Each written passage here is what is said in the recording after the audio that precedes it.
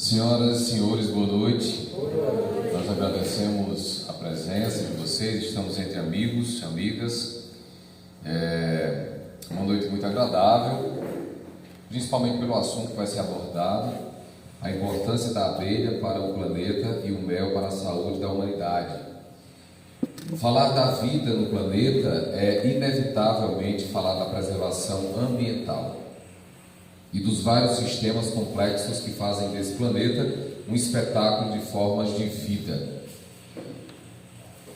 O dom da vida e a simbiose plural de qual é formada a maior parte do nosso planeta azul resultam numa diversidade impossível de se calcular. As relações ecológicas, onde espécies são inferiores às outras, iguais ou superiores, denotam a importância singular de algumas espécies. Assim como as formigas, os cupins, as abelhas estão no topo como as criaturas que possuem a mais antiga e organizada sociedade que existem entre os seres vivos. As abelhas, esses seres fascinantes, são simplesmente uma das mais intrigantes espécies que povoam o nosso planeta.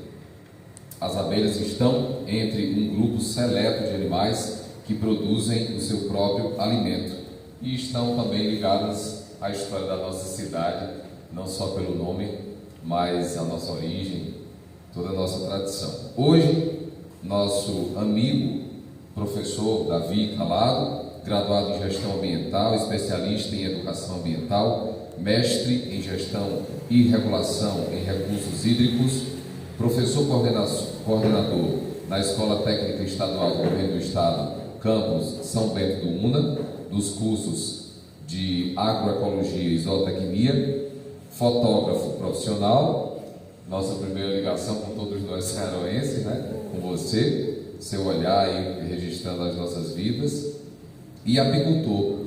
Então ele vai agora fazer uso da palavra e nos apresentar toda a pauta de hoje. Por favor, com os nossos aplausos.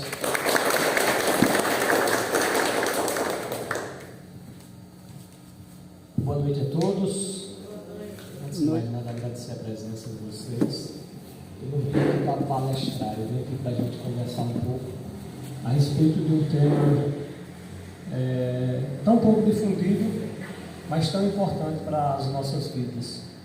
E quando eu falo de nossas vidas, eu falo da existência do planeta, da raça humana e das outras espécies que precisam dessa harmonia, dessa simbiose, dessa relação biológica, principalmente através da abelha.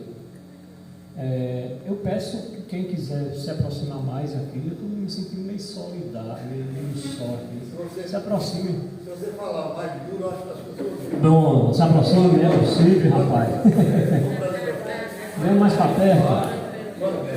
Aproxime-se.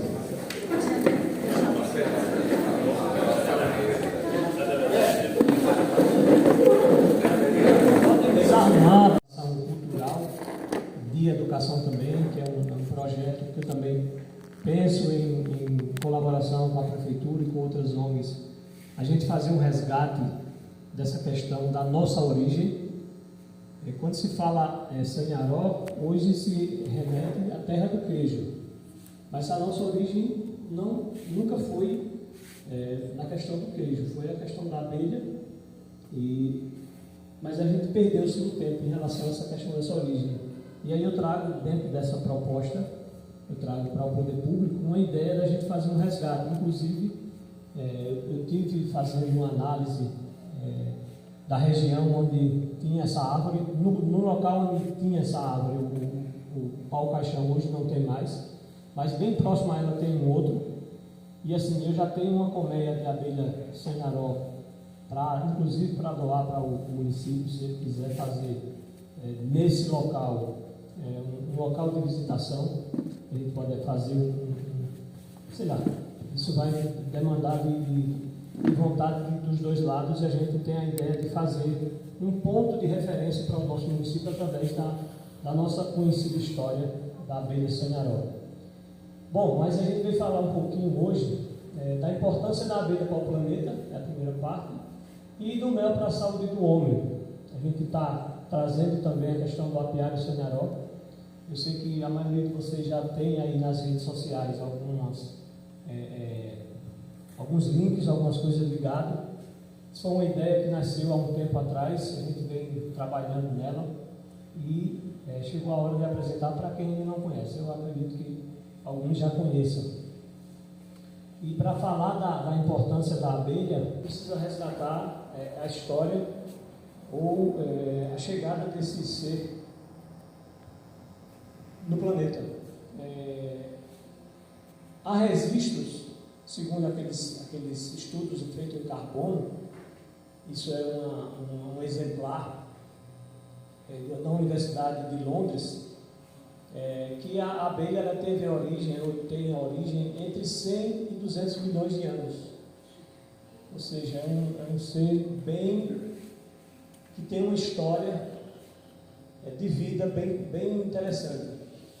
Se a gente for falar, por exemplo, na espécie humana, nós não temos nem 1 milhão de anos, enquanto a abelha ela tem entre 100 e 200 milhões de anos. Desde que começou as plantas com flores no planeta, registrado, tem um âmbar, que é essa resina fóssil, com um inseto desse na Universidade de Londres, que diz que esse animal, esse inseto, tem sua origem registrada entre 100 e 200 milhões de anos.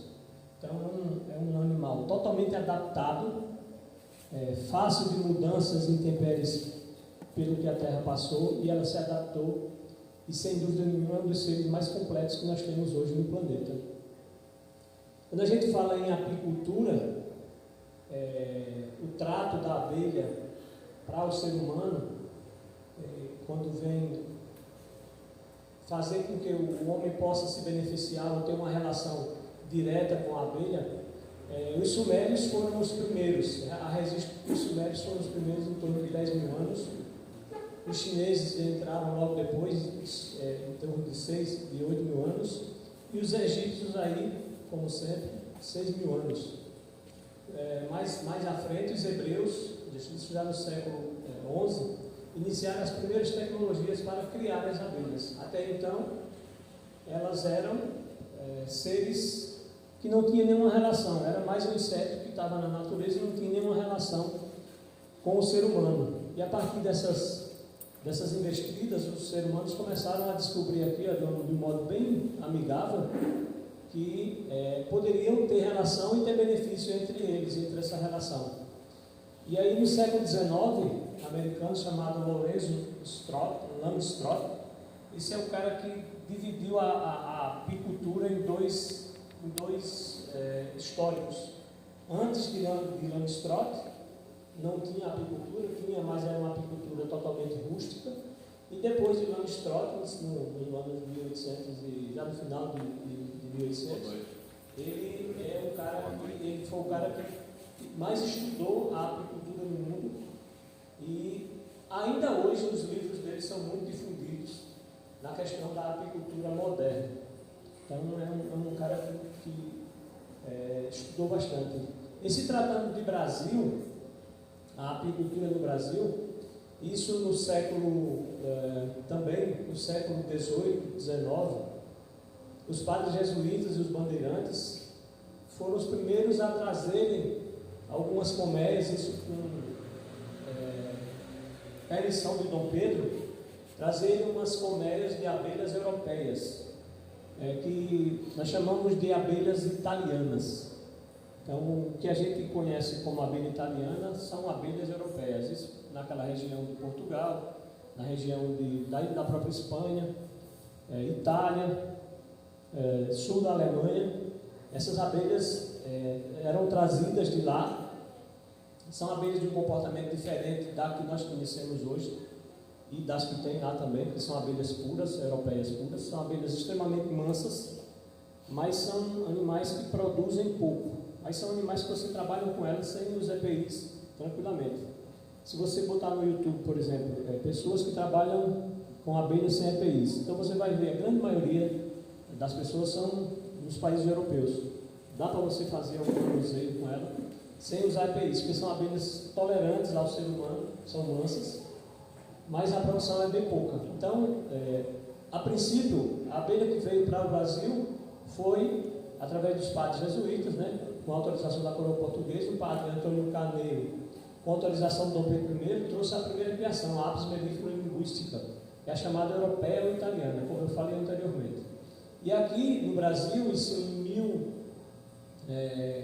não contente com essas abelhas, em 1956, o professor Kerr, isso da Universidade de Rio Claro, no interior de São Paulo, ele trouxe a Apis mellifera scutellaria, que é a africanizada. Essa sim é aquela abelha que não aceita contato nenhum, nem com um homem, nem com outro animal, que ela não responda defensivamente.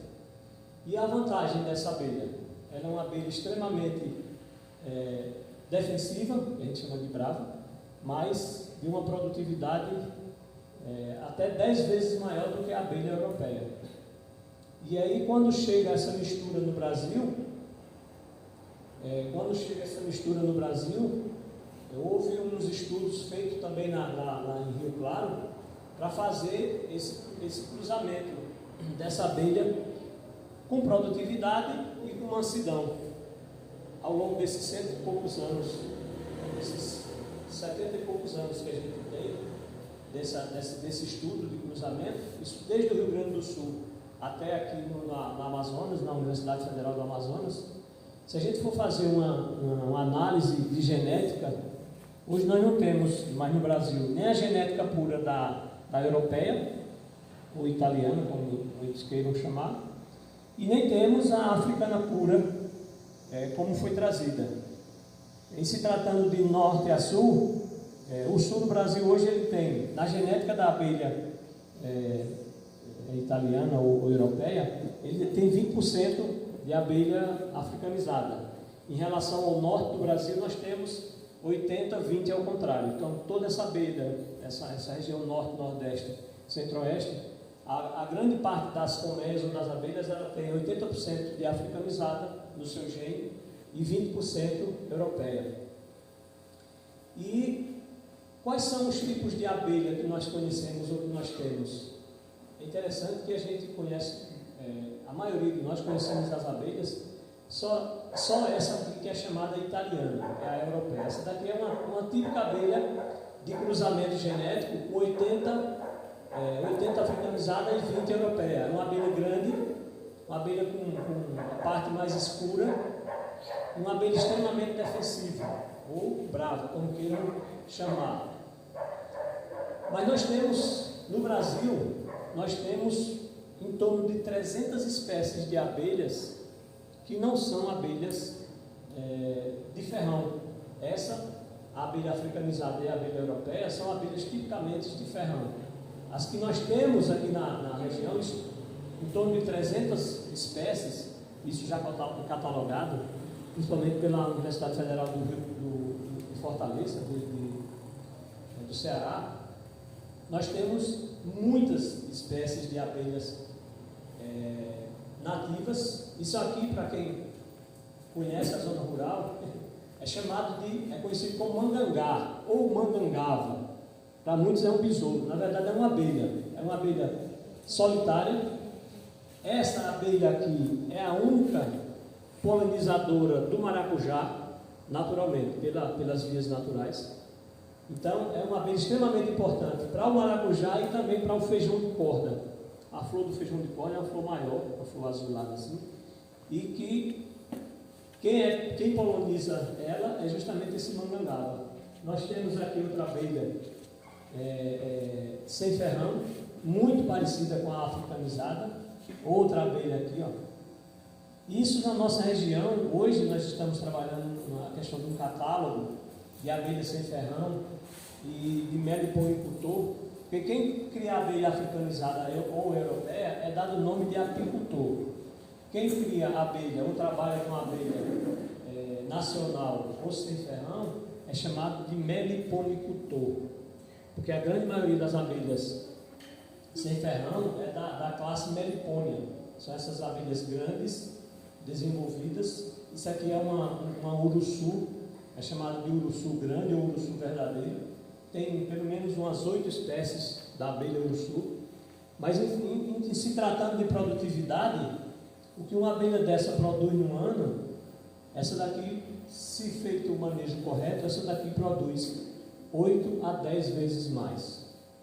Então, compensa trabalhar com essa abelha? Compensa. Isso para quem tem um pouco de conhecimento, não é alérgico ao veneno dessa abelha e gosta da atividade, porque não é uma atividade que se identifica com muita gente. Por exemplo, quem é boiadeiro aí sabe que de manhã, se chegar no curral, pode passar a mão nos seus animais tranquilamente, recebe um carinho. Esse bichinho aqui ele não gosta de carinho nenhum, não. Se você não for com EPI e não for com todos os cuidados, seguramente você vai sofrer um acidente grave e risco de morte. A gente tem inúmeros registros de morte por abelhas, ataque de abelhas. Na verdade, elas se defendem. E como é a vida da abelha? Como é que começa, como é que o ciclo de vida de uma abelha? Interessante que a abelha rainha, daqui a pouco eu vou dizer a vocês a função de cada uma, mas a abelha rainha, ela põe ali aquele ovinho, a função dela é somente esse, só pouco. E com 6 dias, a partir de 4 dias, esse ovinho vira uma larva. Com 10 dias, as abelhas operárias perculam, ou seja, fecham aquele casulozinho, o opérculo que está aberto ali, e ela fica fechada por alguns dias. Uma abelha comum, uma abelha operária, ela passa 21 dias para nascer. Isso é uma abelha comum, uma abelha de campo, uma abelha operária. Em se tratando das outras funções da abelha, por exemplo, a abelha rainha, ela só leva 16 dias para nascer. Embora ela tenha o dobro, ou até mesmo 3 vezes o tamanho de uma abelha comum, ela nasce muito mais cedo. E aí poderia se perguntar por quê. Sim, eu esqueci de dizer que quem quiser fazer alguma pergunta, alguma intervenção, pode ficar à vontade. Esses 21 dias, desde o ovo Isso. Até a eclosão. A eclosão, exatamente. Ela nasce, colocou o ovo aqui, passa esses 21 dias, nasceu uma nova abelha. Isso é a operária. Se for a abelha rainha, ela vai passar somente 16 dias para nascer. Se for o zangão, que é o malandro da colmeia, ele vai nascer com 24 dias. E aí eu vou explicar a vocês direitinho, vocês vão entender porque é o malandro da colmeia e porque que essa daqui nasce tão maior e em menos tempo. Essas são as fases e funções das abelhas. Ó. Quando a rainha põe o ovo lá que ela nasce,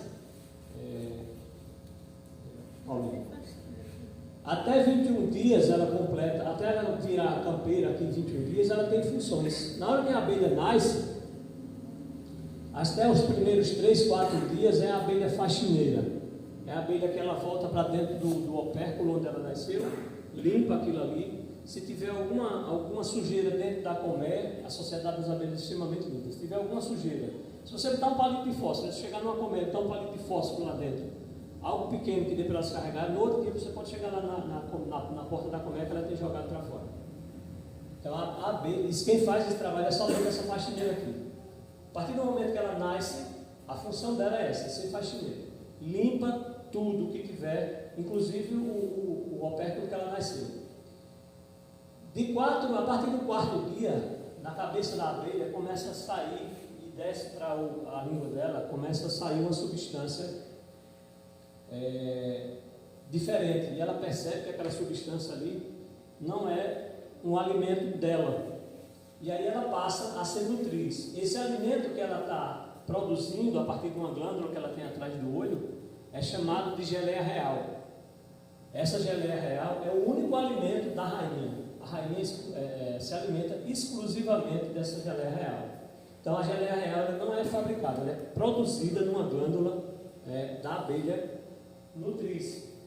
Então ela passa esses de 4 a 10 dias somente alimentando a abelha rainha e servindo essa mistura para as outras abelhas fazerem alimentos para aquelas larvazinhas novas que estão ali eclodindo também, e antes dela opercular. Então a função dela é ser nutriz, ela vai ser a chefe que vai tirar todo aquele alimento que está saindo daquela glândula dela e vai passar para alimentar a rainha e alimentar outras larvazinhas que estão nascendo. Chegou no 10º dia dessa abelha, ela passa a ser engenheira.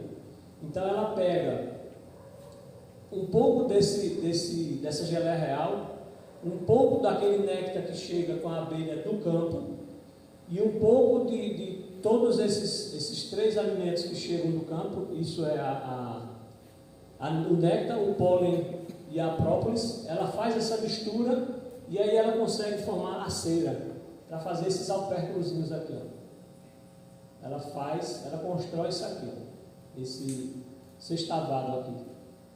Então essa é a abelha engenheira, é ela que determina onde vai ficar o favo, a posição que vai ficar o favo, o tamanho que vai ficar o favo, porque para essa moça aqui nascer, a abelha rainha, quando no decorrer do processo da colmeia, decide-se que aquela abelha rainha já não tem mais serventia para a colmeia. E aí quem decide é essa moça aqui, a abelha engenheira. A rainha botou os ovos aqui, ó, nesse sextavado. As abelhas engenheiras escolhem um desses para ser a próxima rainha, desmancham esses 6 que estão em volta e colocam somente a nutriz para botar a geleia real. Então ela vai se desenvolver em um ambiente maior, com muito mais alimento.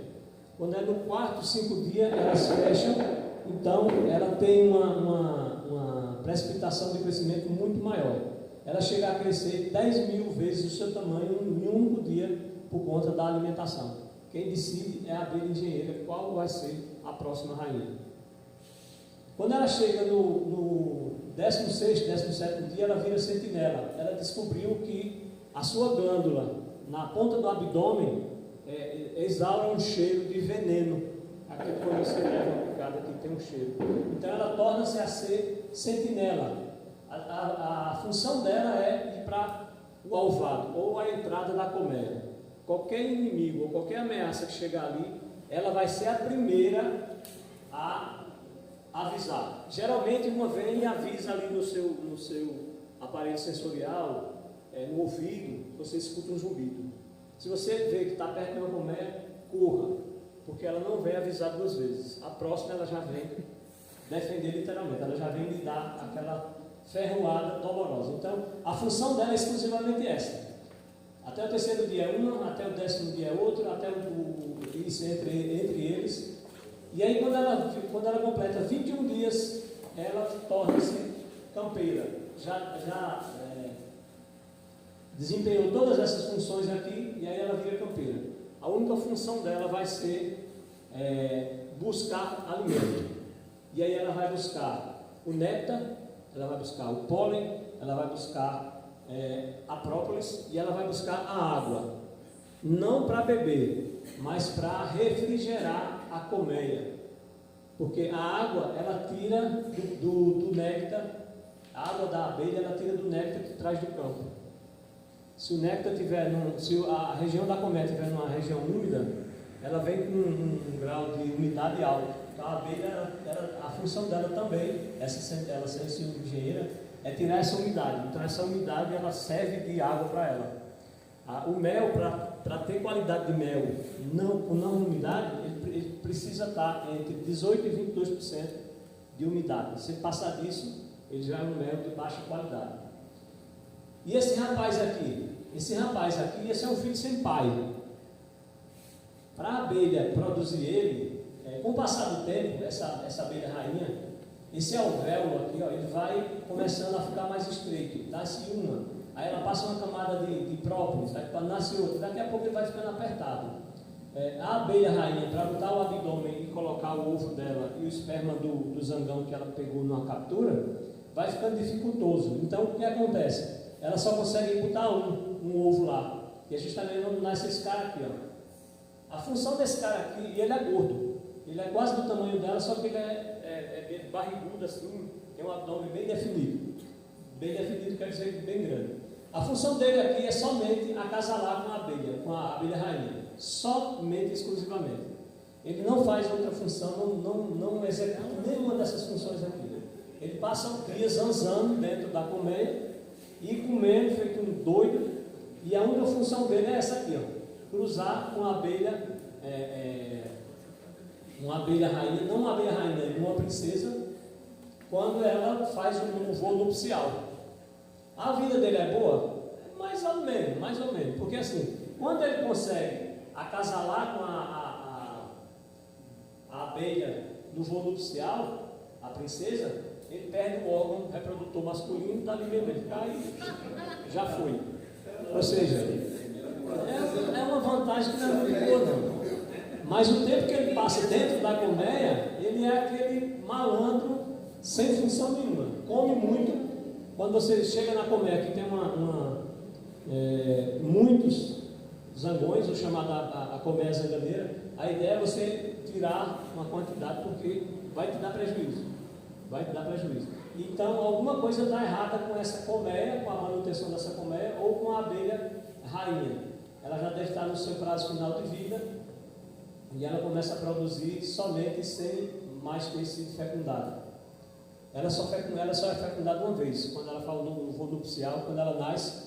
Com 4 dias ela faz alguns voos de reconhecimento, isso é a princesa. Nasceu a princesa, aqui ela solta um feromônio dentro da colmeia.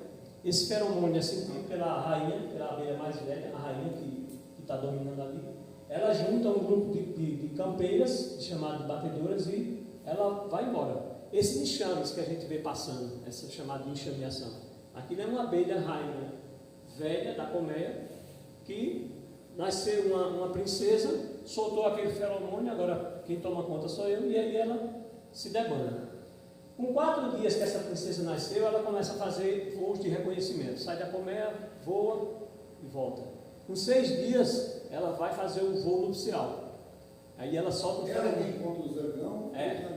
Os zangão vão encontrar. E aí ela solta esse feromônio e atrai o zangão. E atrai os zangões. Até 10 quilômetros eles podem sentir esse cheiro dela. E aí, os zangões que tiverem em volta, todos eles acabaram. E aí ela faz uma seleção da seguinte forma: ela voa em alta velocidade, geralmente em voos subindo, porque só quem consegue realmente acasalar com ela são os melhores, para ter justamente a genética, essa seleção natural. É mais de um. Já teve, chega a mais de 120 acasalar com ela no meio desse voo. Já teve a abelha rainha estudada, que foi encontrada com 16 tipos de sêmen diferentes, de zangões diferentes. Mas já chegou-se a contar mais de 120 que foram cruzados nesse voo nupcial com ela. Então, na verdade, ela faz esse voo nupcial, desce para a colmeia e passa o resto da vida dela colocando esses ovos a partir da bolsa escrotal que ela tem do abdômen. A vida da abelha rainha não é fácil, não. Agora a do zangão é meio sofrido. E a importância da abelha para a gente? Você sabe o que é isso aqui? É um caule. Isso é um pendão de milho. Quando o milho abre, a boneca, que começa a abrir aquele pendão de milho, vá no roçado de manhã cedo, um dia de sol, para você ver como é que está a polinização dessa menina aqui. Agora planta um pé de milho dentro de uma abóbora ou dentro de uma bolsa plástica, se não for transgênico a semente, e veja quantas espigas de milho ele vai dar. Se não for essa moça aqui, outros insetos, outros pássaros, não teríamos alimento.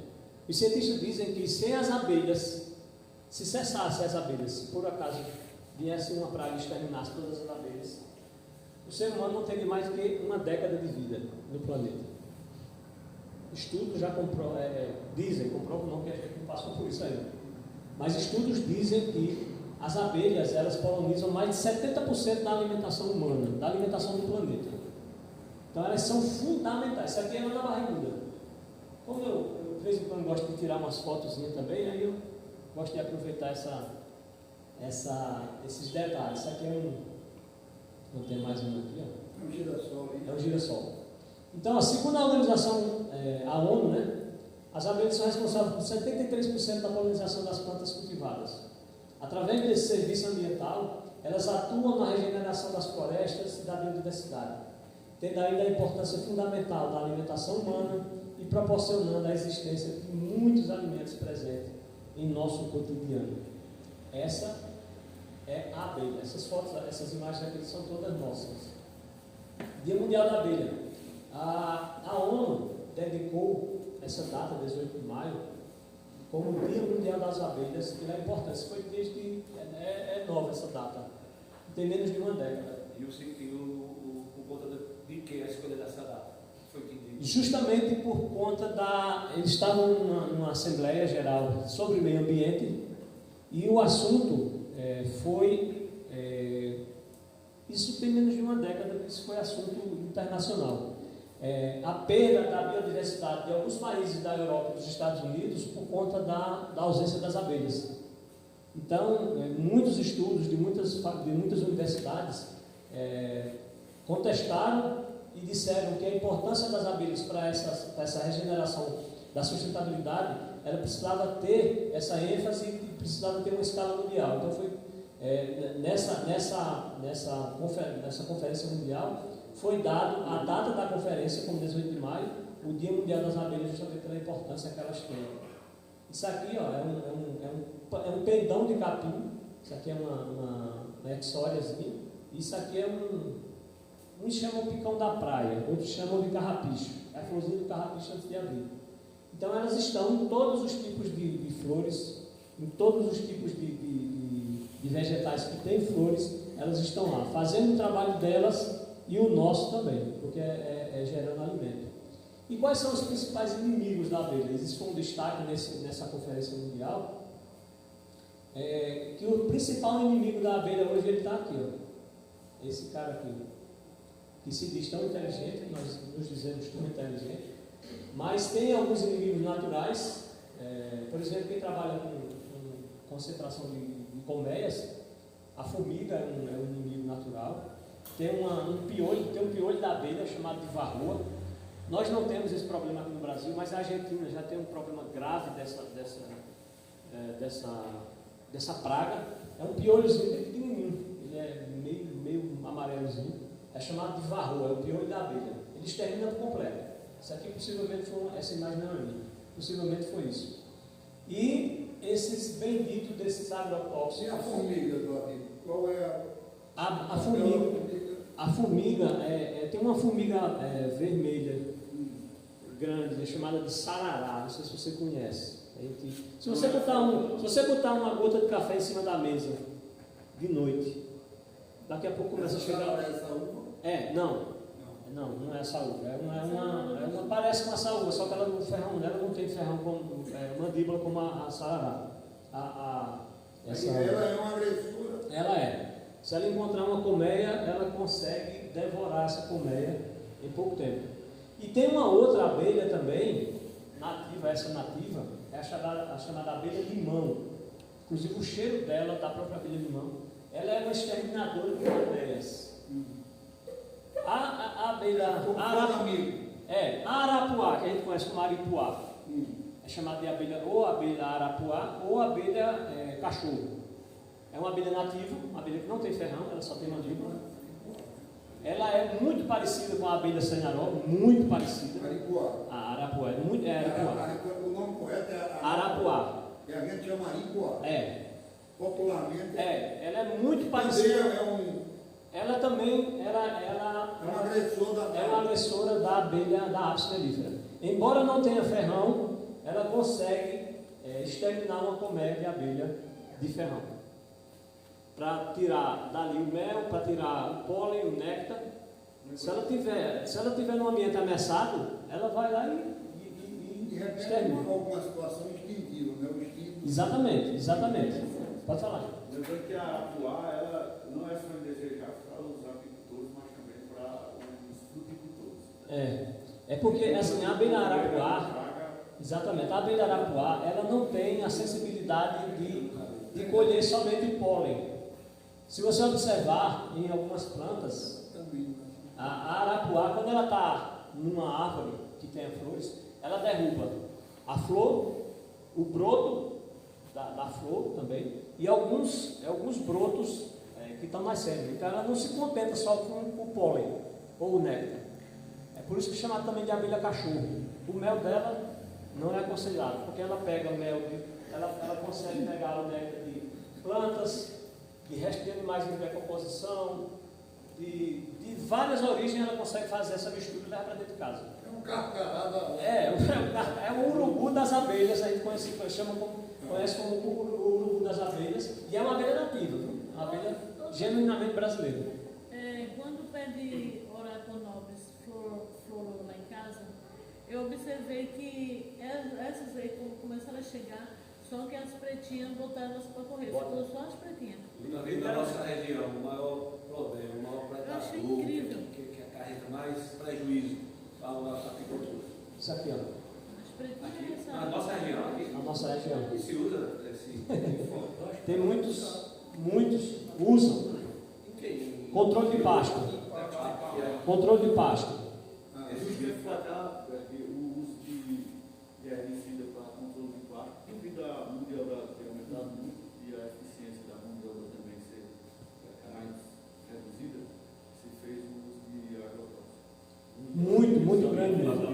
Mas isso aqui é uma notícia do ano passado, no Rio Grande do Sul. Cerca de 77% das abelhas foram mortas por agrotóxicos. Isso aqui não é no Globo Rural. Isso é a revista do nossa região. É o principal problema já hoje, isso aqui. Ó. Um plantio de tomate de 1 hectare de tomate, ele precisa pelo menos uma vez por semana, tem cultura que leva até mais, se for pimentão até mais, ele fazer um lançamento de um herbicida, seja lá qual for, para defensivo, que é uma planta muito suscetível a doenças. Então, Davi, eu vou dar um exemplo lá de que você já foi lá no sítio da gente, né? Já sim. Então, no ano passado, eu acho que de 30% a 40% de laranja Bahia a gente perdeu com as abelhas, as arapuá. Elas furavam, só fica a casca.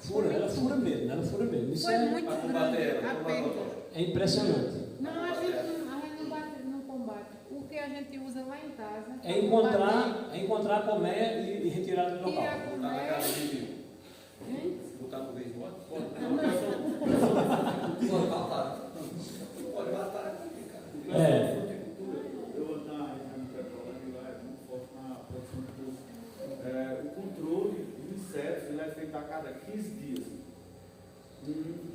E aí você diz, Berg, por exemplo, o cara ele está a 1,5 km, a 2 km da minha colmeia, por exemplo, e ele vai fazer um controle de pasto.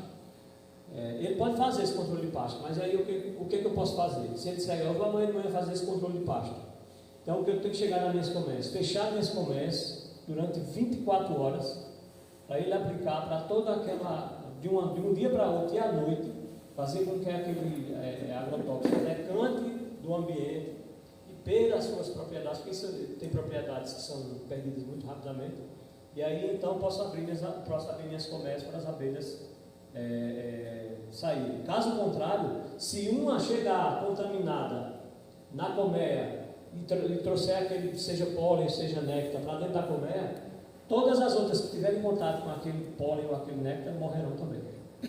E é engraçado que assim, quando a campeira chega com esse néctar, ela não deposita diretamente no alvéolo. Ela passa para aquela engenheira que processa, tira toda a umidade, e ela pode passar até para 80 abelhas diferentes, passando de uma para outra. Para até 72 horas, aquela águazinha que ela trouxe ter se tornado mel e ser decantada no alvéolo. Então ela não chega, ela não é responsável por chegar e botar lá não. Ela chega, passa de um estômago para outro e ela vai processando. Na medida que ela chega com aquela carga de néctar, que é quase uma água, ela deposita, passa para o estômago da outra, através da sua língua, volta para o campo. A função dela é essa, ela não entra mais na colmeia para ficar mexendo por dentro. Cada uma tem uma função. Então, da minha verdade, que a abelha, ela só trabalha até morrer. Exatamente. Ela não faz isso, não faz. A função biológica da abelha é trabalhar. E é engraçado que eu esqueci de dizer ali, mas eu acho que não tem na apresentação. E você fez uma pergunta interessante. A abelha comum, a abelha normal, uma operária, uma abelha normal, Apis mellifera, como essa que a gente está trabalhando, está mostrando aí, ela tem um ciclo de vida de até 42 dias, de 39 até 42 dias, não passa disso. Então, quando ela chega lá no seu 42º dia, ela é campeira, a partir do 21 ela é campeira, ela vai buscar alimento, ela vai para o campo, enche o seu estômago ou enche as suas patas com aquele pólen, e aí ela, na volta, ela morre. Ela não morre dentro da colmeia. Você imagina uma quantidade de abelhas morrendo dentro da colmeia, como ia ficar aquilo ali. Ela morre no campo. Uma curiosidade, para começar, pergunta de leigo, para começar a colmeia, eu vejo falar muito, você pega a abelha rainha e coloca lá. É assim que funciona? Para começar a colmeia, você precisa ter uma abelha rainha. Uma abelha rainha e uns indivíduos daquele que... Pronto, uma enxameação. Você quer começar uma colmeia? Uma enxameação daquele. Chegou na tua casa, entrou ali, ficou arranchado ali. Aí você vai comercialmente, como você começou. Ou você faz a compra de colmeias já estabelecidas, ou você faz essa captura, ou você faz caixas iscas. Caixa isca você faz um ambiente, seja com caixa de papelão padronizado, tem que ser tudo padronizado, ou de madeira, e você coloca na mata, coloca nos ambientes onde pode ter abelhas por ali. Coloca o feromônio de abelhas rainhas, coloca tudo ali dentro e deixa ali. Então aquelas enxameações que passam por ali são atraídas pelo cheiro, vai em uma campeira, entra no ambiente, faz todo o estudo, volta e avisa a rainha. Você já viu, acho que todos aqui já viram, chega um enxame de abelha e se arranja num galho de árvore, fica aquele cacho de abelha. Ou numa parte coberta, fica aquela tuia de abelha. E 2, 3 dias depois aquilo ali não está mais. Na verdade, aquilo ali é um descanso da abelha rainha. O que acontece? Ela saiu, a abelha velha saiu, enxameou com as campeiras e não encontraram. Aí sai, daquele enxame, saem algumas batedoras que saem justamente procurando esses ambientes escuros, quentes e que tenham condições de crescer internamente. Então, se ela encontra um forro de casa que tem uma aberturazinha pela telha, a batedora vem e diz, olha, e a abelha rainha está lá, com aquele cacho de abelha pendurado a 1 km, 2 km, 3 km. E as batedoras estão fazendo essa varredura. Encontrou, ela vem, avisa a rainha, elas vão todas para lá, a rainha olha o ambiente, se identifica, entra todo mundo e fica lá. Você tira aquele enxame, em cima da minha casa tem uma abelha que a gente já mandou o cara tirar 3 vezes e a abelha volta. Deixa um feromônio, aquelas colmeias deixam o feromônio. Se você não tirar por tudo e colocar um óleo queimado ou alguma coisa que neutralize aquele cheiro, você vai ter aquilo ali durante décadas. Por mais que você tire, uma enxameação vai vir e vai entrar. Uma enxameação vai vir e vai entrar. O feromônio dela é muito poderoso. Então, pode falar. Era o que eu perguntava no slide anterior, é a questão de quando essa abelha não tem mais serventia, não tem mais produção, e ela sai. Quem mora no sítio já viu, já deparou com que ela tem um voo muito rasante. Ela sai, ou você se agacha ou ela vai lhe pegar. Justamente. Qual é o destino dela? Depois sai dali se não tem mais produção. Formar uma nova colmeia. Formar uma nova colmeia. Quando ela chega lá, a prioridade da abelha rainha velha é formar uma capa. Vamos falar popularmente. Ela forma uma capa, 2, 3 dias, na hora que ela chega lá, as abelhas campeiras e algumas engenheiras vão com ela, aí formam uma capa ou 2. O restinho de ova que aquela rainha tem, ela põe tudo ali. Aí imediatamente elas escolhem uma outra rainha para começar a povoar, para começar uma nova colmeia dali. Sim, eu disse a vocês a vida útil de uma abelha comum. A vida útil de uma rainha, a mesma coisa? Ela chega a 5 anos. A vida útil de uma abelha rainha, ela chega a 5 anos. E aí você pergunta por quê? Alimentação. A geleia real é considerado um alimento que tem todas as propriedades nutricionais, todos os sais minerais, todas as vitaminas que existem em um único alimento na natureza. É a chamada geleia real. Eu não sei se você ainda vai dizer, mas você disse que a rainha nasce primeiro, 16 dias. 16 dias. Justamente por conta dessa alimentação. Ela só se nutre, as abelhas escolhem, só se nutre ela com a geleia real. E aí, a partir do terceiro dia, quando é uma abelha comum, ela escolhe aqueles ovos ali e fala, isso daqui vão ser campeões. A partir do terceiro dia, entra na dieta desse ovozinho, dessa lavazinha. Entra a geleia real, um pouquinho, entra a cera, entra o próprio mel e entra a própolis também, que é para o sistema imunológico dela, o sistema defensivo dela. Aí ela se torna uma abelha comum, um ovozinho comum e nasce uma abelha comum. Então é um ser, a abelha é um ser que, através da alimentação que ela pode fornecer, ela determina se você vai ser um animal de um jeito ou um animal de outro. A sabedoria, a sapiência que é a abelha.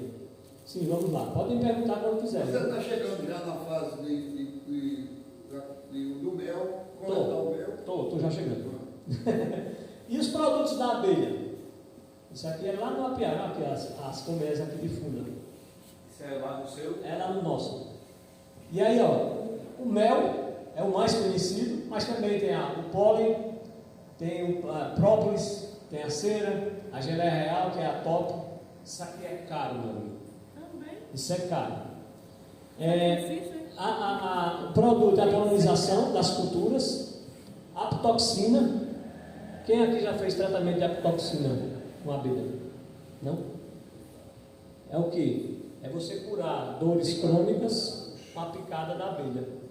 Mas não é você chegar e botar em cima. Tem todo um método.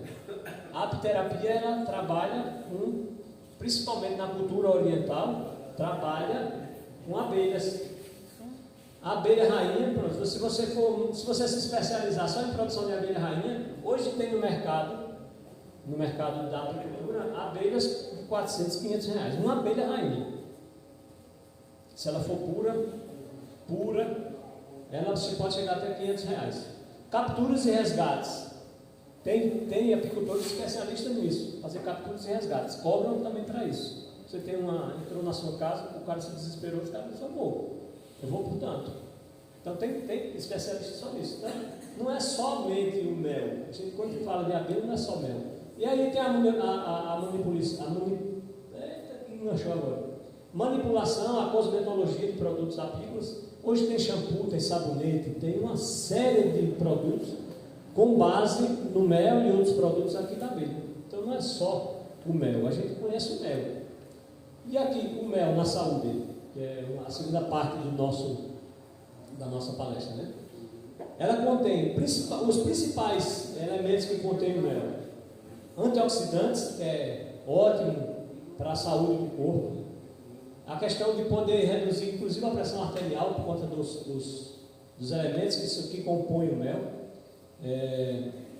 Melhora os níveis de colesterol, inclusive.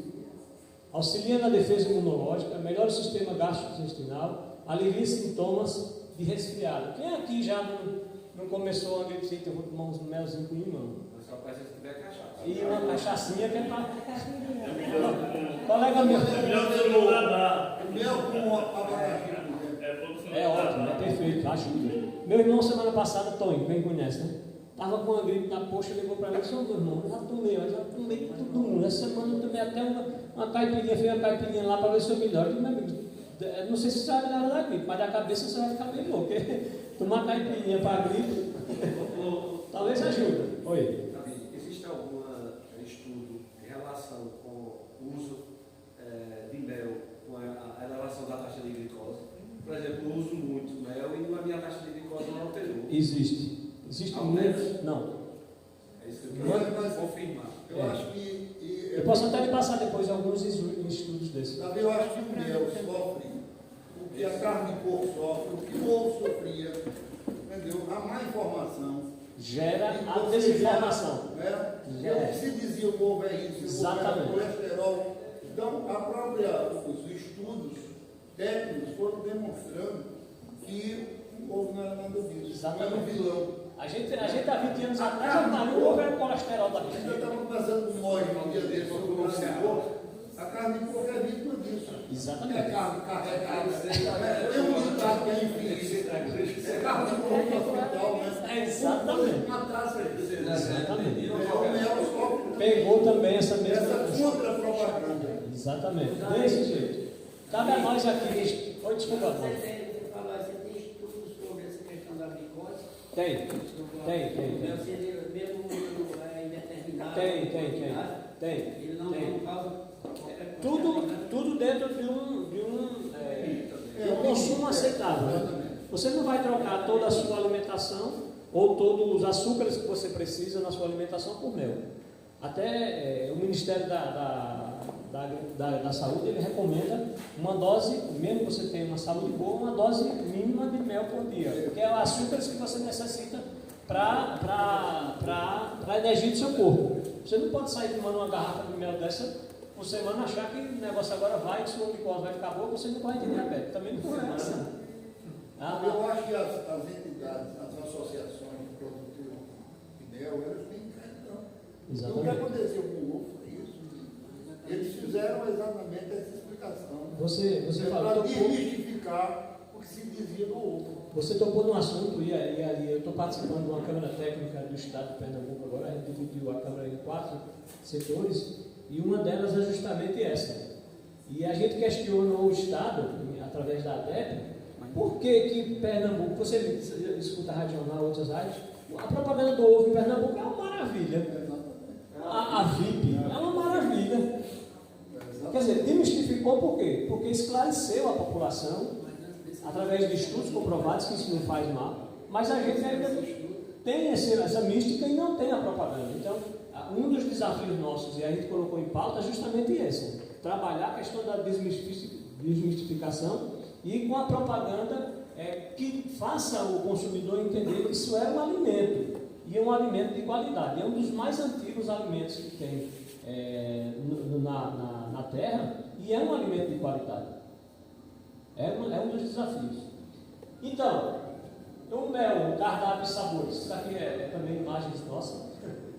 O mel como alimento ele contém muita vitamina C, carboidrato, minerais, inúmeros minerais, o cálcio, o magnésio, o fósforo, o zinco, são elementos funcionais a qualquer ser, principalmente ao ser humano.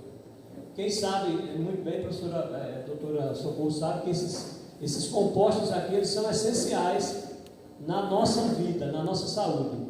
Então o mel ele consegue trazer na sua composição todos esses elementos aqui, todos esses minerais. Tem os flavonoides, os flavonoides também, os compostos antioxidantes. E o que é que se recomenda? O Ministério da Saúde recomenda-se entre 2-4 colheres por dia numa dieta. Que tipo de colher? Sopa? Colher de sopa. Isso dentro de uma dieta saudável. Você também tem a composição de outros alimentos. Pode falar, Dudu. Tem alguma diferença entre a flor, augusto, Tem sim. A gente vai chegar lá daqui a pouquinho. Mas tem sim, eu vou explicar para você já. Porque o mel deve voar, quando ele vai explorar, o abelha vai ter que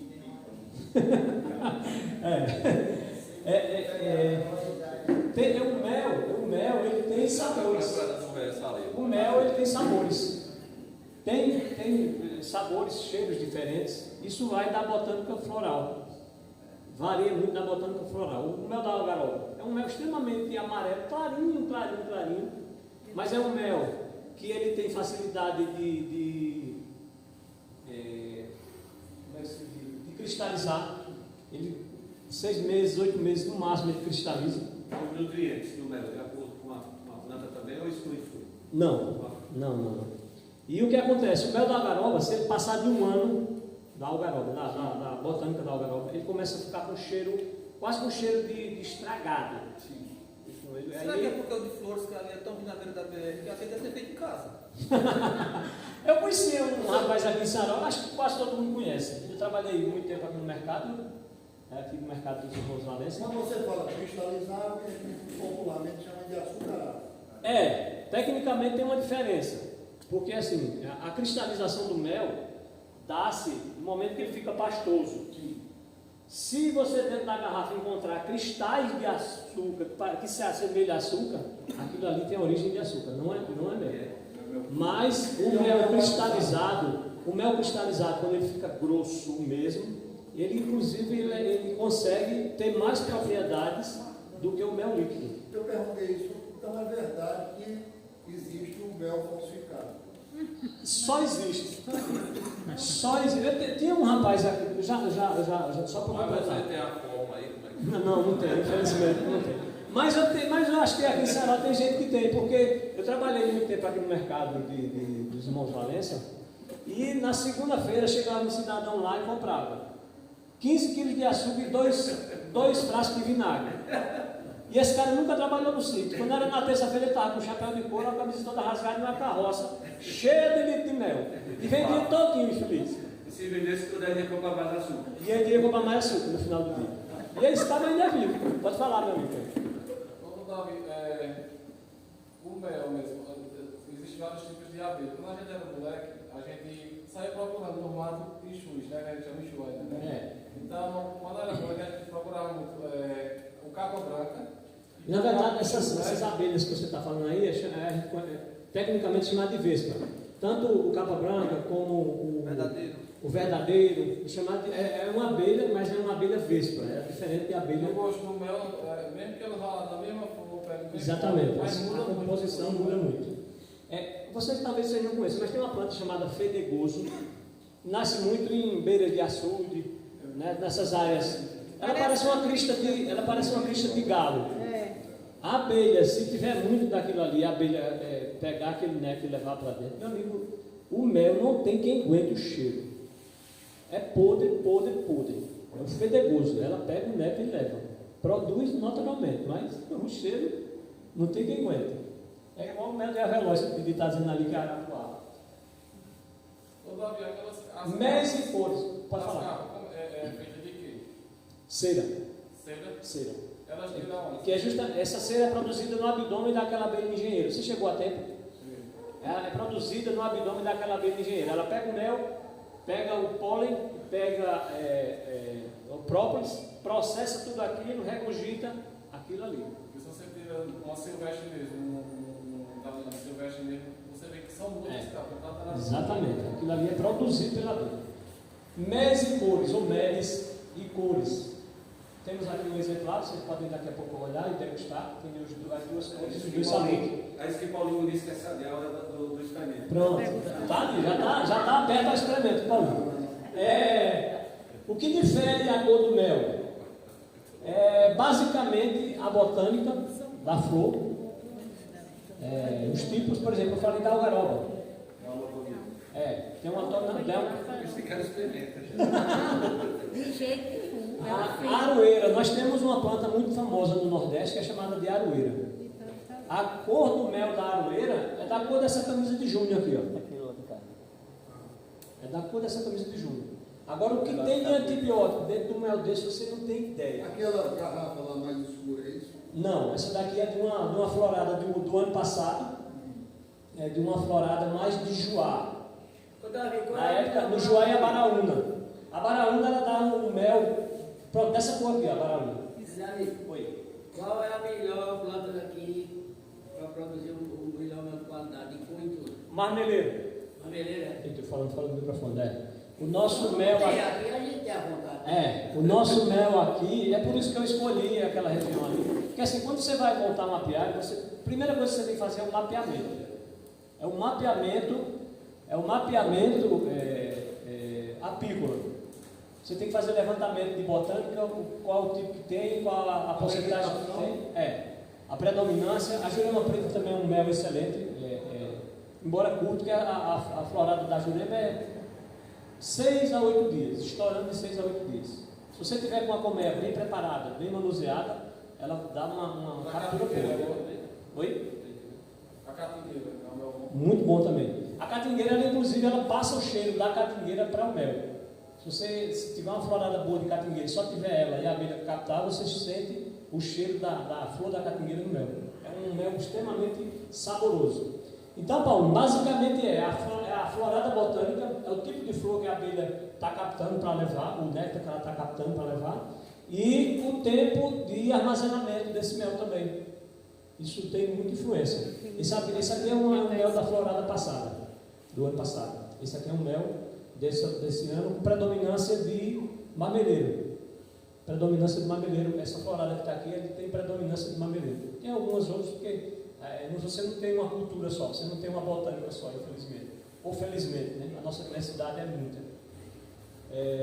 Mas é basicamente o mel do marmeleiro esse ano.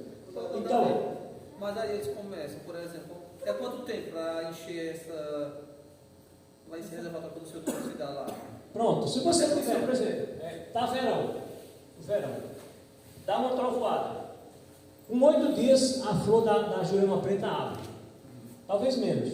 Se você tiver com uma colmeia boa, uma colmeia bem preparada, com 8 dias ela vai te dar de 8 a 10 quilos de mel.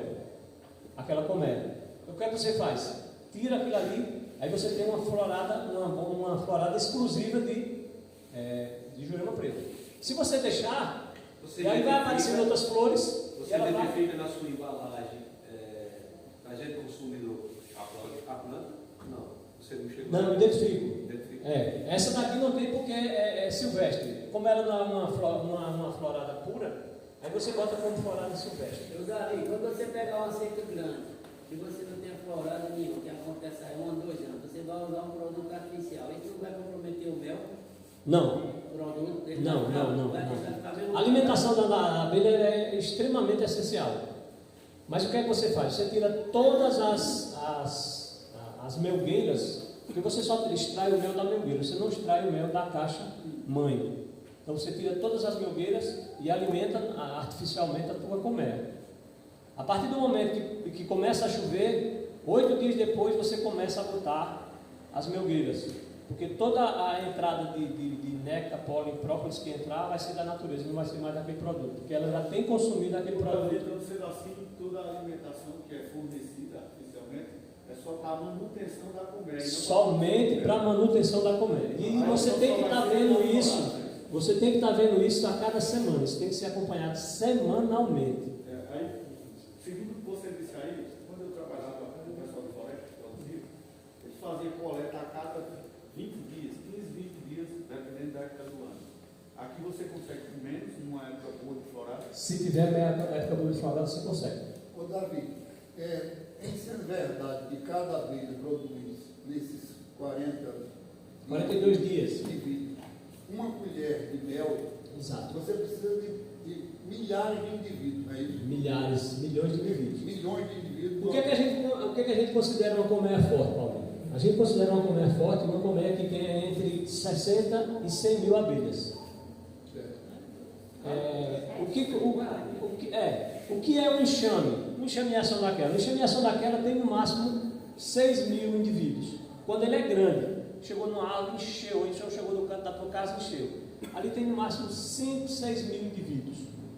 Para você ter uma colmeia forte, para trabalhar numa aberta de flor dessa, de Jurema Preta, você tem que estar com uma colmeia bem alimentada, com pelo menos 60, 70, 80 mil indivíduos, prontos para trabalhar. Porque na hora que abre a florada, você choveu, você retira a alimentação, deixa ela consumir aquele que tem na colmeia e ela vai buscar outro para repor. E aí você entra com a parte que vai botar só mel. Porque ela dentro do ninho, ela não coloca mel. Ela só coloca mel nas melgueiras que você coloca lá. Então, o risco de você colocar, de você estar fazendo alimentação artificial, se você fizer o manejo correto, isso eu estou dizendo com um apicultor honesto, né? O risco de você contaminar teu mel com uma alimentação artificial é 0. Agora a gente sabe que existe aí os que... né? Então, méis e cores, ó. As floradas, né, as flores, os sabores são mais suaves desses méis mais claros, são as floradas mais rápidas também. Os méis mais escuros são os méis também mais ricos em sais minerais e tem um paladar, ele é palatavelmente mais forte, mais encorpado. Isso acho que quase tudo, né? E aqui a gente vai falar um pouquinho agora do nosso carro-chefe, que é o apiário cineróide. Isso é uma ideia antiga que eu trabalhei com um design. Isso é um rapaz de Minas Gerais que fez para mim essa logomarca. Eu queria, a partir da minha ideia, ele fez no esboço lá. Você tem cuidado para não invadir o layout do abelhudo, viu? Tá certo. E aí ele mandou uma ideia que eu não gostei, e aí eu mandei para ele o que eu queria. Eu digo, olha, eu quero um mapa de Pernambuco, eu quero um cacto que é típico nosso, eu quero um destaque para fazer menção ao meu município dentro de uma letra que dê. E aí eu fiz todos esses arranjos, mandei para ele e ele mandou essa arte aí. Depois de muita conversa ficou essa arte aí. Eu particularmente gostei bastante. E... está perto da Paraíba. Mas a gente não está muito longe não, da Paraíba. Tem esse cactus aqui fazendo Você também tem uma abelha muito bonitinha lá em cima, né? Aquela arte de laudo. Show de bola. E aqui o apiário Senharó, isso aqui é lá na propriedadezinha, isso aqui é uma casa antiga, isso aqui é onde morou o pai onde nasceu o pai daquele, pronto, o avô de Galego, de Gilson ali do Salgado, né minha amiga? Nasceram nessa região, nessa casa aqui, à beira do pé da serra ali. Que hoje é a residência de uma cruz ou em Salamanca. Tem algumas jiboias, tem algumas cascavéis, tem jararaca, tem um cara. Que é minha paixão também. Além das abelhas e minhas serpentes são minha paixão. Isso aqui é a luta diária, é o manejo que a gente precisa fazer. Aqui tem dia que eu saio de casa, minha esposa disse, meu filho, isso é um caminhão não, isso é uma moto. E aqui eu saio do canto, saio levando. Isso aqui é tudo imagem nossa. E aí o que eu queria, porque acho que não tem ninguém da Secretaria de Saúde aqui, que eu fiz o convite, ou da Secretaria de Cultura. Eu queria justamente, com essa relação histórica aqui, fazer, desenvolver, não, mas digo da Secretaria de Cultura ou Educação, para a gente desenvolver esse projeto dentro desse segmento. A ideia é resgatar a abelha Senharó através de uma colmeia que possa ficar num lugar que possa ser visitável. Está falando? Você falou que não existe mais a árvore rocha. Não. Mas onde é que fica essa outra? Essa outra fica pouco mais de 300 metros do local onde essa era. Porque essa outra, que era atrás da casa da Dona Corina ali. Quase. Por trás do açougue, quase do matador, do açougue mesmo. Pronto, onde é o cartório do Neide? Onde é o cartório do Neide? Exatamente, onde é o cartório do Neide? Ali por trás. Exatamente. Essa outra que é exatamente uma árvore, um pau-caixão, ele está no final da rua cadê Marcel, de Miguel, no final da rua, quase na barreira, assim, tem um pé de pau-caixão. Se você for lá. É uma planta que dá para plantar? Não, ela não é fácil nem de estaquia, nem de alcance. Ela já está lá plantada, já está lá grande, é uma árvore adulta. É só fazer uma micropraça ali. Uma micropraça. É ali não, quando termina o calçamento. Quando termina o calçamento, poucos metros, você vê ela na beira do rio mesmo, uma árvore que já está adulta. Então dá para fazer um ponto turístico bem interessante aqui.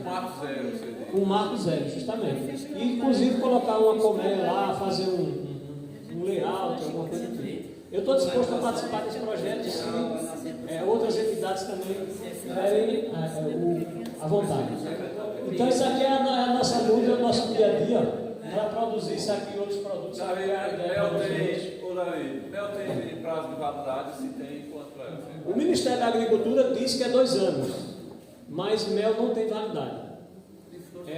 Eu ia trazer a reportagem, mas eu esqueci, porque também ia ser muitos slides. Mas o ano passado foi descoberto uma dessas escavações, principalmente da África, umas tumbas de alguns desses caras que eram chamados de faraós, e do lado tinha uma jarra. E quando o cara destampou, tinha mel puro, com a mesma qualidade que fosse o mel de hoje. Era 1960 anos. Tinha esse faraó, esse cara lá. A jarra de mel estava intacta, coberta do mesmo jeito. Lá em casa, Davi. Mas aí o Ministério da Agricultura exige que, por lei, todo alimento tem uma validade, ele coloca 2 anos de validade. Desculpa. Porque ele coloca a tampa do mel e ainda bota a cera. Que, exatamente, né? Exatamente. A cera ela Aqui quem é do campo ou quem tem história mais velha sabe que quando a gente antigamente conservava milho ou feijão, você botava numa vasilha e tampava as frechas da vasilha com cera. Ela não é uma vedação natural, tem produtos ali que não deixam insetos pequenos entrarem, justamente porque ela tem essas propriedades. Davi? Oi? Só pedindo informação, os egípcios usavam o mel para a conservação dos faraós. Exatamente. Porque ele impede a ação fúngica, bacteriana e viral. O que a gente precisa é desmistificar, Júnior, Paulinho. Pronto, isso aqui é o nosso dia a dia. Ó. Isso aqui é o meu secretário que está aqui, é o bigodão. Isso aqui é uns colegas que vêm fazer a colheita, quando a gente precisa fazer. Você tem quantos caixão? É caixão que chama? Caixa? Colmeia. Colmeia, tu tem quantos? Nós estamos com 20. Aí precisa de quantas pessoas para executar as atividades? Bom, se for no dia da colheita, 5 pessoas é suficiente. Mas no dia a dia, não precisa mais do que uma pessoa. Agora, não é bom que você vá para apiário sozinho. Fazer manutenção, não é recomendado que você vá sozinho. Uma série de coisas. Inclusive, por conta do incidente, é fatal. É fatal. Essas abelhas que você está mostrando lá, é a italiana, a brava, eu tenho 2 africanizadas quase puras e a outra genética de 80-20. Se não bastasse a cascavel. Tem muitas. Aqui pode. A abelha ainda está. Não, mas a abelha está todo sinalizado lá. Eu tenho placas de sinalização antes, durante e dentro do período do apiário.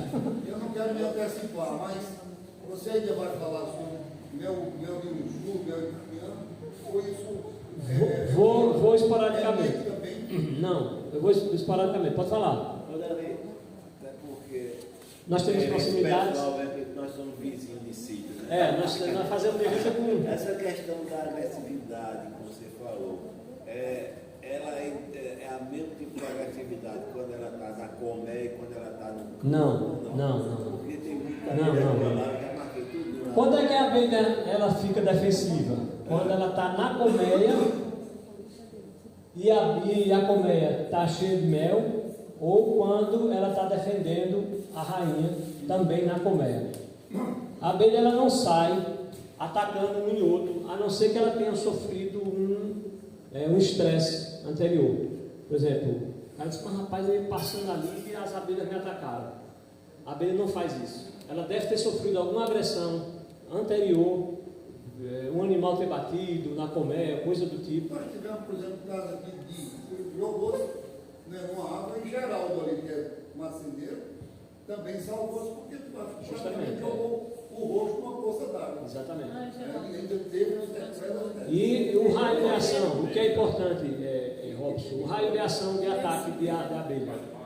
Ela não ataca a mais de 500 metros da colmeia. Isso já assim, passando de todos os limites, ela não ataca a mais de 500 metros da colmeia. Então ela tem um raio de ação restrito. É mito que após a abelha ficar e ela morre, ela perde Não, é mito não, é verdade. É verdade. Porque ela, o ferrão, ela faz parte do abdômen dela. Então quando ela ferrou, perde o ferrão ali da ferroada, ela perde parte do abdômen e ali já foi. Não chega nem aos 42 dias, como é o costume.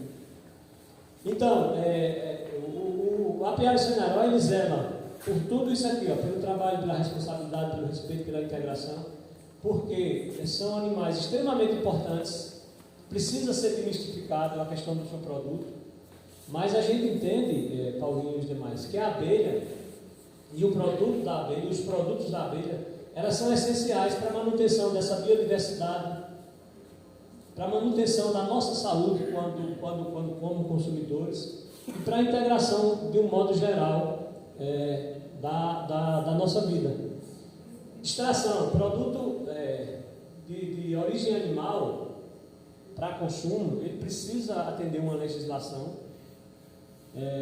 Se você encontrar um cara com uma garrafa de mel tampada com uma saca-rolha ou com sabu, que seja um litro de vinho, um litro de rum, e aí você pergunta aí como você extraiu. Você não espremi. Esse é o natural. E aí você espremeu centenas de abelhas que estavam nesse favo para nascer, centenas de ovos que estavam nesse favo para eclodir, e outra misturou com cera, misturou com próprio, misturou com pólen. Então você não tem mel puro, você tem uma mistura que você diz que vende para o mel, além dos contaminantes que tem na sua mão, da espremida, que você vende e diz que é mel, mas mel não é. Se for fazer uma análise laboratorial, que hoje custa em torno de R$1.080, a última que eu fiz, R$1.080, só faz em São Paulo, não tem laboratório aqui não, R$1.080. Ele vai dizer que tem tudo, menos mel. Davi, o Brasil exporta mel? O Brasil exporta em torno de 42 mil toneladas de mel por ano. Qual é a produção do Brasil, do estado? Hoje Pernambuco, assim, porque Pernambuco produz muito mel, vende a atravessadores, e os caras, nos entrepostos do Ceará principalmente, e da Bahia, saem com aquele selo do estado de lá. Mas hoje Pernambuco tem uma produção aproximada de mais de algum levantamento que foi feito, estava em algumas muitas toneladas. Eu mesmo esqueci o número. O primeiro do Brasil, sabe, é o estado que produz mais? Santa Catarina. Santa Catarina e Minas Gerais. A legislação Pernambuco, ela inibe a expansão? Não. Aí o atravessador leva para outro estado aí? Não. O que inibe é a falta de informação, a falta de apoio técnico, a falta de esclarecimento, a vontade do apicultor ou do caixeiro virar um apicultor de verdade, a coragem, a falta de estudo, que para você se tornar um apicultor você tem que estudar bastante também. Você não vira um apicultor do dia para a noite, você vira caixeiro, vendedor de mel nas caixas de carroça. Isso é fácil, você vai lá e você está vendendo ali mel, quer dizer, tem tudo, inclusive mel dentro. Apoio técnico, por exemplo, o IPA tem algum departamento de apicultura? Nós estamos nessa Câmara Setorial que a gente está trabalhando, nós temos o IPA, temos a ADEP, temos a ADAGRO, são 4 órgãos estaduais, mais esses 3 principalmente, e diversas associações de apicultores do estado, desde o Araripe até Itamaracá. A gente está fazendo um trabalho bem interessante. Nesses próximos anos vai se mudar esse conceito do mel em Pernambuco. Existe uma distância necessária entre um apicultor e outro? O que a legislação pede, ou o que a biologia diz, é que você não pode ter um apiário a menos de 3 quilômetros do outro, porque o raio de ação da abelha, a partir da tua colmeia, ela é 1,5 km, então é um diâmetro de 3 quilômetros. Então se você tem um grupo ali de 20 colmeias, não é interessante que você coloque outro, ou que outra pessoa coloque outro nesse raio de 3 quilômetros, porque você vai ter incidência de outras abelhas, a tua produção vai baixar da florada, e você pode ter o risco de chamado de pilhagem. Quando você coloca a alimentação artificial, então as colmeias umas estão fracas e outras estão fortes, elas invadem as outras, é chamado de pilhagem. Então não é recomendado. Então, de 3 quilômetros, você tem um grupo de colmeias. Se tiver um pasto apícola, você tem que fazer todo esse mapeamento. Aqui tem os apicultores nômades também, né? Tem. O Júnior falou um negócio interessante aí, por exemplo, aqui no Rio Grande do Norte todos sabem que é muito forte a questão da melancia, do melão e caju, o Ceará também. Então o que acontece? São apicultores nômades. Na época que vai abrir florada, o que é que eles fazem? Eles poderiam me contratar essas 20 colmeias, 30, 40, 50 que eu tivesse, e levariam para dentro do plantio. A gente faz essa mudança para lá, passa de 30 a 60 dias para ela polinizar toda essa florada que vai abrir. Depois eu retiro e sair e eles vão colher. Tem estudos que mostram, só completamente, tem estudos que mostram que o aumento de fruticultura é de 80%. Você deixa fazer essa polinização através da água. Além das atividades avícolas, também explora a agricultura, justamente como os pais. Aqui a gente não vê não, mas no sertão você já vê algumas carretas carregadas de comércio. No sul é muito comum.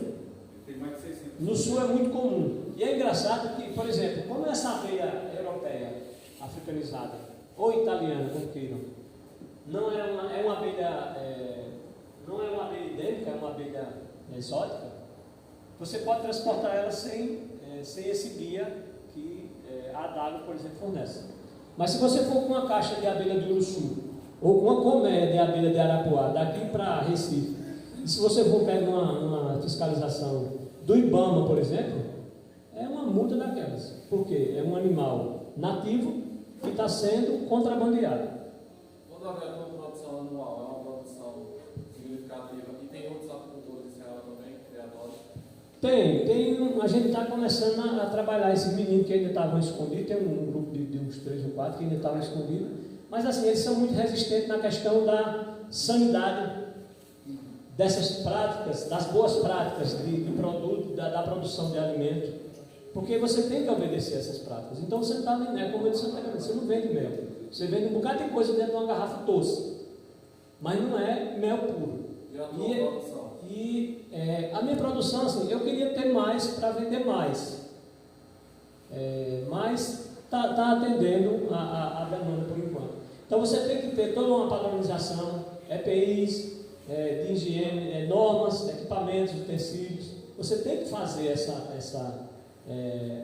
esse esforço e esse investimento. Então aqui, ó, quando você chegar a pegar o rótulo ali, você vai ver todas as informações nutricionais, ó, o CNPJ, o endereço, o serviço, aqui, ó, onde é produzido, esse mel é produzido, isso, no Apiário Senaró, está localizado na borda sudoeste do brejo de altitude do Agreste Central Pernambucano, local de paisagens livres de agrotóxicos e etc. Tudo isso tem que estar bem...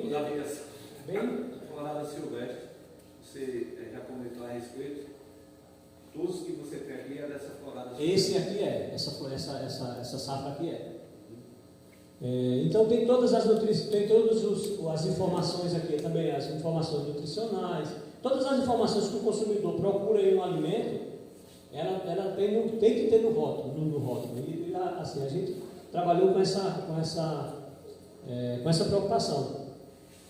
Aqui o invase também, todo aquele processo de extração que foi no slide anterior. A questão da extração, que aqui é quando chega do apiário. Então você faz toda a extração e aqui o invase, ele tem que obedecer também todos os padrões, todo mundo de luva, de máscara. Isso aqui é minha equipe secundária, que faz a segunda parte. Meu peso, tudo, então tem que ser rotulado também, todo fechado.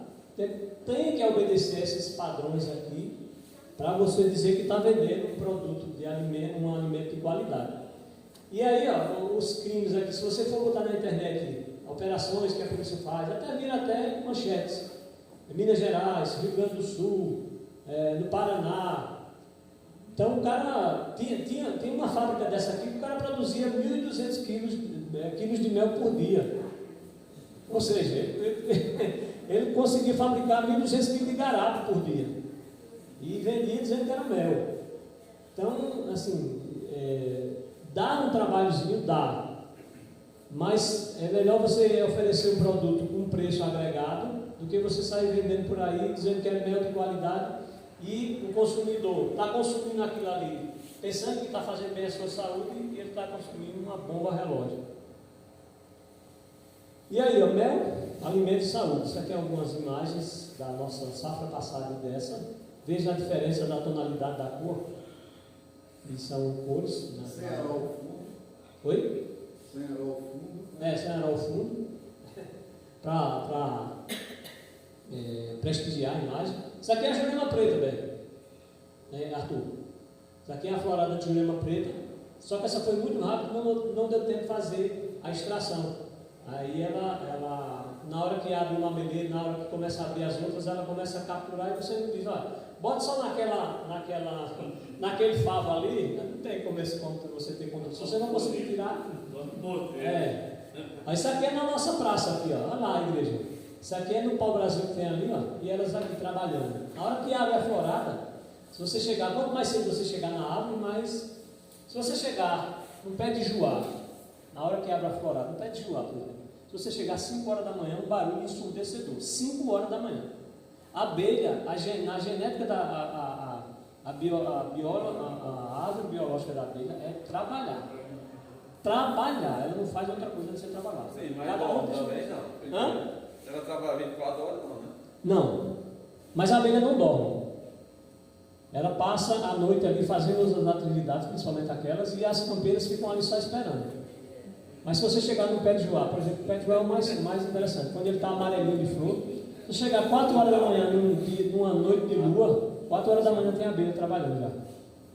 É impressionante. Ô Davi, tua área é que tamanho lá?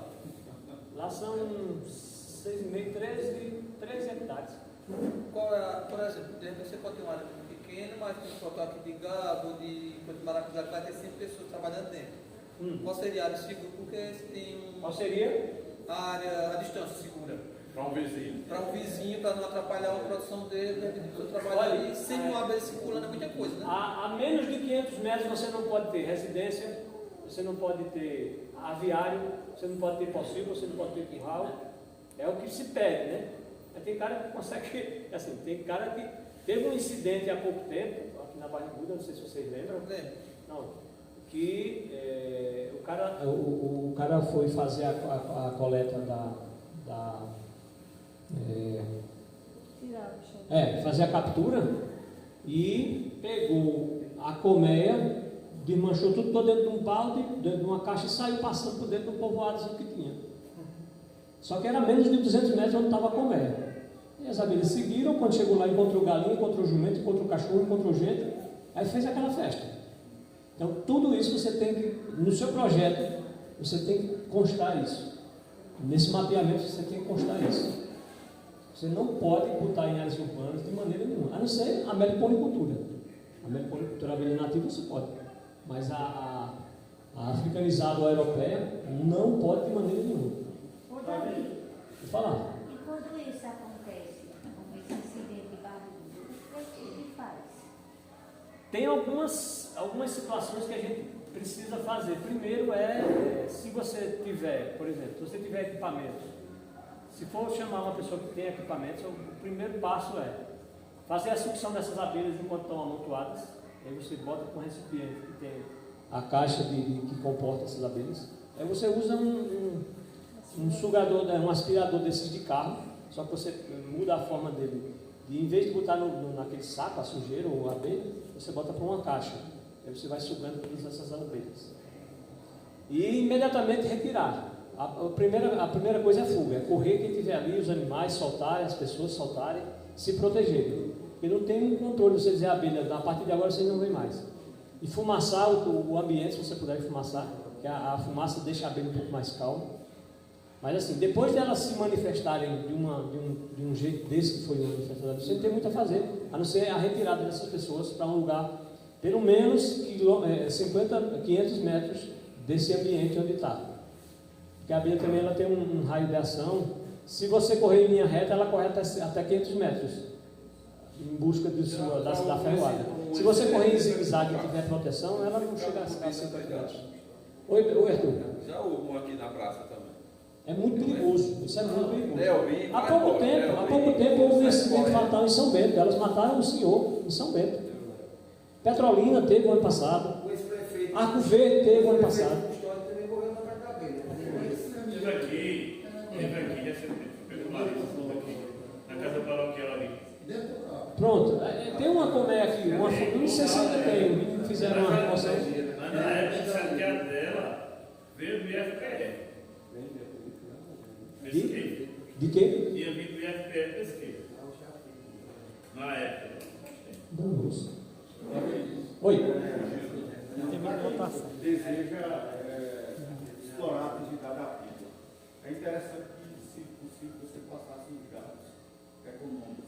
Uma colmeia em condições normais, não normal, que não seja um ano de seco, para quem sabe que isso pode comprometer a produtividade. Qual seria a rentabilidade econômica por colmeia? E qual seria o uma colmeia, ela tem, atendendo todos os requisitos de manejo, de insumos, de padrão de qualidade, que você precisa fazer algo de qualidade em uma colmeia boa, com genética, você tem que fazer melhoramento genético, e para isso você tem que estudar. Eu mesmo faço melhoramento genético nas minhas abelhas, nas minhas rainhas.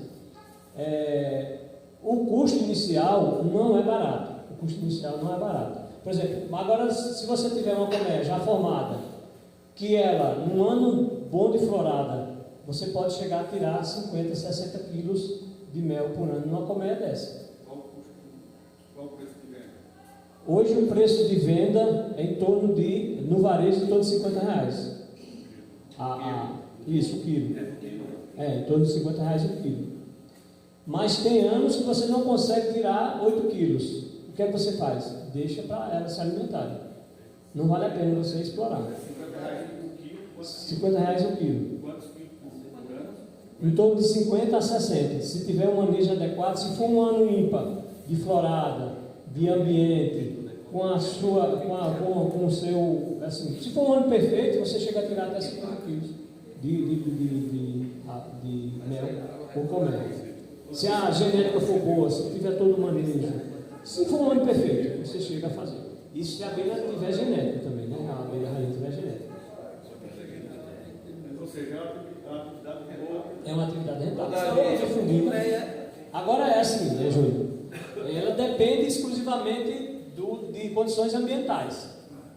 Um ano ela pode ser ótima por conta da florada. Sai uma florada, imediatamente sai outra, imediatamente sai outra. Mas esses 50 quilos é em quantas tiradas? Você diz? Não, é uma tirada só. Você só faz uma tirada por ano. O correto é de fazer uma. Ou seja, R$2.500 por ano. Isso aí é uma colmeia. Isso, é muito. Se você tiver todo o manejo, todo o investimento, se for uma colmeia perfeita, se for uma vaca holandesa perfeita, falando aí de animal, né, Mocha? Se for um animal, você tem uma genética que você atenda toda aquela necessidade de colocar. O normal seria o quê? 30 quilos? 30 quilos. Trabalhei com a base de 30 quilos.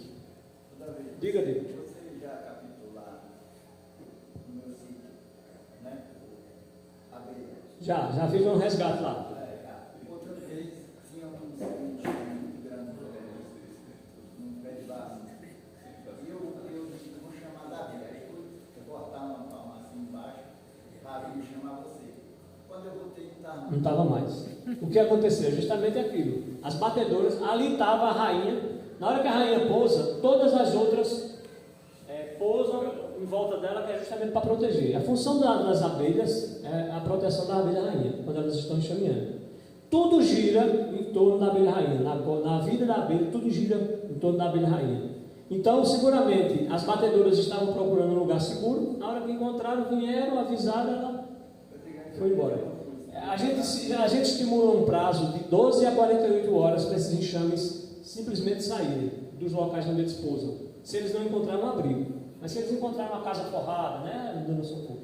Se eles não encontrarem uma casa forrada, um ambiente seguro, fechado, escuro e quente, aí eles ficam lá perpetuamente. Na hierarquia, o zangão só faz o que faz mesmo. É só isso. A malandragem do zangão é só essa. É comer a vida inteira e quando der, se ele tiver coragem de fecundar uma princesa. Senão, ele morre ali também. O prazo de vida dele também não é longo, não.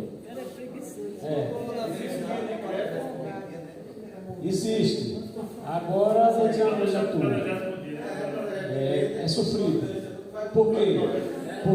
Porque você não tem exemplos na região. Eu desisti com a linha de crédito nessa por conta disso. Entendeu? Fiz toda a documentação, tudo. Tirei até o raio-x do osso do feto para mandar, o banco exigiu. Mas muito burocrático. Aí eu desisti na porta da saída. Não facilita. Paramos por aqui e a gente continua amigo. Em outras regiões, maior.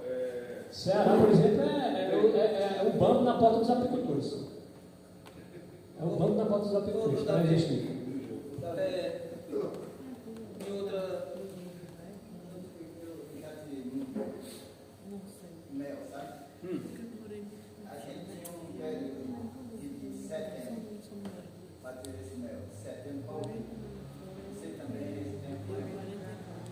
tecnicamente, porque assim, a gente tem mapas por regiões do Brasil. Qual é a época mais ideal para Agreste e Sertão Pernambucano? Já é diferente da zona da mata. Agreste e Sertão Pernambucano, o mês ideal é entre começo de abril e final de maio. Se tiver uma chuva boa, não como essa, mas se tiver uma chuva que pause e saia umas floradas, você pode fazer chamado de microcolheita lá para o final de agosto. Pode ser que tenha. Mas se você chega na colmeia e tem pouco, o que é que você deve fazer? Deixa lá para as abelhas se alimentarem. Você não entra com a alimentação artificial. Mas a partir de setembro, outubro, você tem que entrar, porque senão você vai perder suas colmeias. Vai perder. Então, o ideal é começo de abril até final de maio. E a alimentação artificial é em base do quê?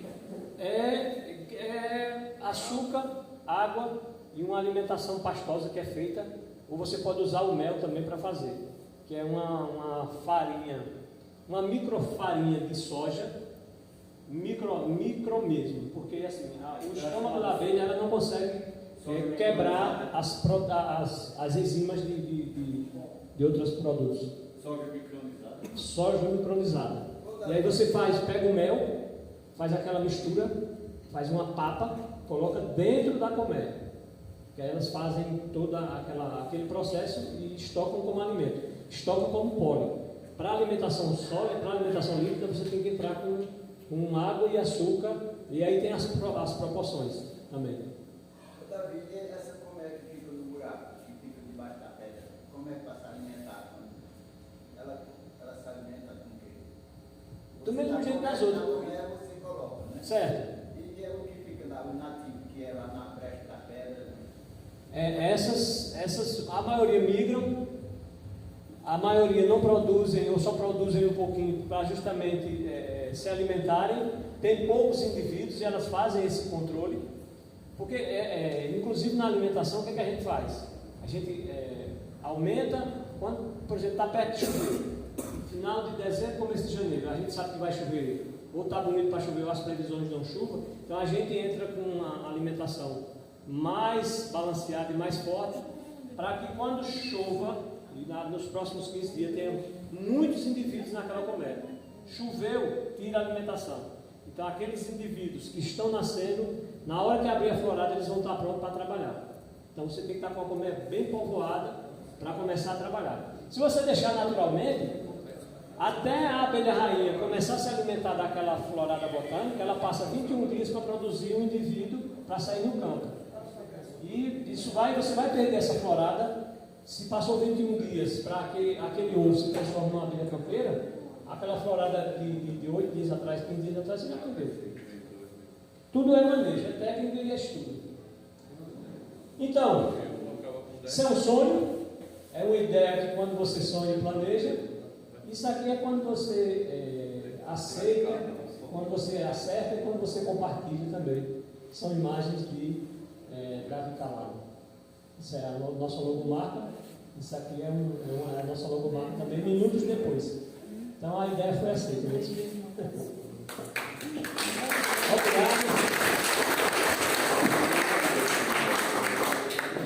E assim, gostaria de agradecer mais a vocês e fiquem aptos a saborear. Aí tem as duas experimentos. Nós temos aí para venda também.